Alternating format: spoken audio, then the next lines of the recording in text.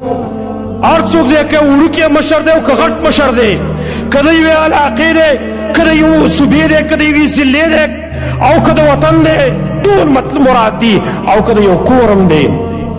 نبی صلی الله علیه وسلم هغه فرمایلی دي ما من مسلم یسترعیه الله رعیة،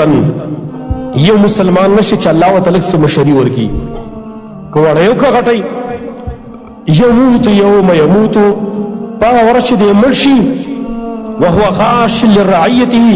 او دې سړي دوکه کړې وه، د پراډونه کړي د خپل رعیت سره، د خپل عوامو سره، د خپل ماتحت خلکو سره. الا حرم الله علیه الجنه، دې سړي باندې الله جنت حرام کړی دی، دا جنت ته نشي تللی. امام بخاري امام مسلم د حدیث نقل کړی دی. که یو سړي سره خپل زړه کې ایمان ورسره وي، د آخرت غم ورسره وي،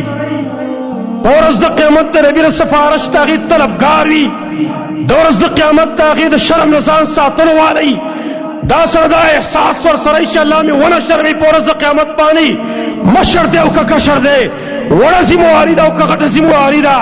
وړوکی قیادت دی او که غټ قیادت دی، که د ملک دی او که د یو پارټۍ دی او که د وطن دی، خو چې تا ته ذمواري درکړی شوې ده، تا دوکه وکړه دې سره، خیانت دې وکړو، پراټ دې وکړو، د هغې حقوق دې سلب کړو، د جنت تمه ونه کړي. ګورې جنت په تا حرام دی، چېرته په سترګو به یې مینه نه ورې.